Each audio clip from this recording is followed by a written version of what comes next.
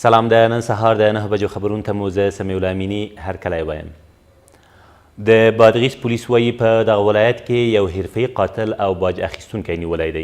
د بادغیس امنیه قمندان احمد فهیم قایم زیاتوي دغه کس چې احمد بیگ نومیږي او په دې وروستیو کې د وفي الله په نامه یو کس د موټرسایکل د نه ورکړې له امله وژلی و.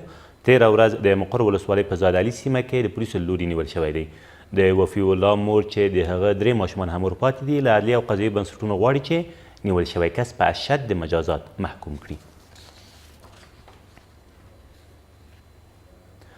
د افغانستان د بهرنیو چارو وزارت سرپرست د قطر او آذربایجان له بهرنیو چارو وزیرانو سره په جلا جلا توګه وکتل. صلاح الدین رباني د قطر له بهرنیو چارو وزیر سره په خبرو کې دغه هیواد له چارواکو وغوښتل چې په افغانستان کې د سخت درزۍ او د سولې ټینګښت په برخو کې همکاري وکړي. له دې سره سم ښاغلي رباني د آذربایجان له بهرنیو چارو وزیر سره په کتنه کې د لاجورد لارې د پروژې د عملي کولو په برخه کې د ټولو ښکېلو هیوادونو د جدي همکاریو غوښتونکی شو. طالبانو د افغان حکومت له چارواکو سره په سعودي عربستان کې لیدکاته کړي دي. د رویټرز خبري سرچینې د 3 طالب چارواکو له خولې لیکلي چې افغان چارواکو په دې ناسته کې د ولسي جرګې د ټاکنو د امنیت د خوندیینې لپاره له طالبانو د مرستې غوښتنه کړې او طالبانو هم د خپلو بندیانو د خوشي کولو غوښتنه کړې ده. له دې سره سم د ملي یووالي حکومت اجرایي رئیس امریکا او روسیې ته په نغوت سره وایي د هر هغه هیواد له هڅو ملاتړ کوي چې په هیواد کې د سولې ټینګښت لامل شي. د کابل په بیلابیلو برخو کې د ناامنیو او جنایي جرمونو زیاتوالي د پلازمینې د اوسیدونکو ژوند تریخ کړی دی. د کابل اوسیدونکي وایي د کابل د پولیسو په رهبرۍ کې د ننګونو موجودیت د دې لامل شوی څو پولیس د ناامنیو په مخنیوي کې پاتې راشي. خو د کابل امنیه قمندان د ناامنیو د کمښت لپاره د اغیزمنو پروګرامونو له لرلو خبر ورکوي. په کابل کې د ناامنیو د ډېرېدو په اړه اندېښنې په دې وروستیو ورځو کې د کابل په بېلابېلو برخو کې جنایي پیښې ډېرې شوي دي. د پلازمینې اوسیدونکي له شته وضعیت څخه د اندېښنې ترڅنګ وایي په مرکز او د دې ولایت په ځینو ولسوالیو کې ناامنۍ او د جنایي جرمونو پیښې ډېرې شوي دي او د کابل پولیس په دې برخه کې بې پروا دي.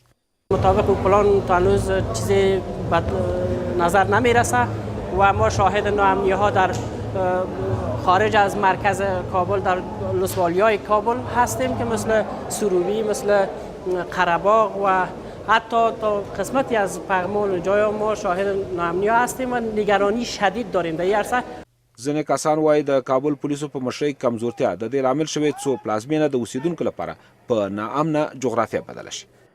ما بسیار نگران هستیم، حتی از طرف شب دمی خود کابل برآمدن نمیتونن، خصوصا دخترها و همونطور بچه ها و ما بسیار زیاد نگران هستیم به خاطر که بسیار ناامنی در کابل بسیار زیاد شده و در این سال که انتخابات است بسیار زیاد به خاطر که مردم نتونن به پای صندوق برن و رای بدن. له دې ټولو سره سره د کابل پولیس په دې ولایت کې د ناامنیو د کابو کولو په موخه د ګټورو پروګرامونو له پلي کېدو خبر ورکوي.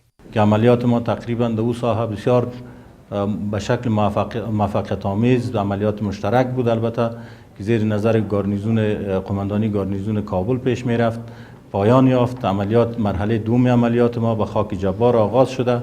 د پلازمینې اوسیدونکي خبرداری ورکوي که چیرې د کابل امنیه قماندان په پلازمینه کې د جنایي پیښو د مهار کولو په برخه کې ناغېړي وکړي پر دې امنیتي ادارې به د خلکو باور کم شي او هغه مهال به اړتیا وي څو د کورنیو چارو وزارت مشرتابه په دې څوکۍ کاره او وړ کسر وګماري.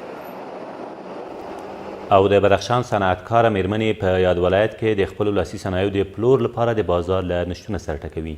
دغه میرمنې وایي د بازار د نشتون له امله تر اوسه نه دي بریالۍ شوي چې کورنیو او بهرنیو بازارونو ته د بدخشان لاسي صنایع ور وپېژني.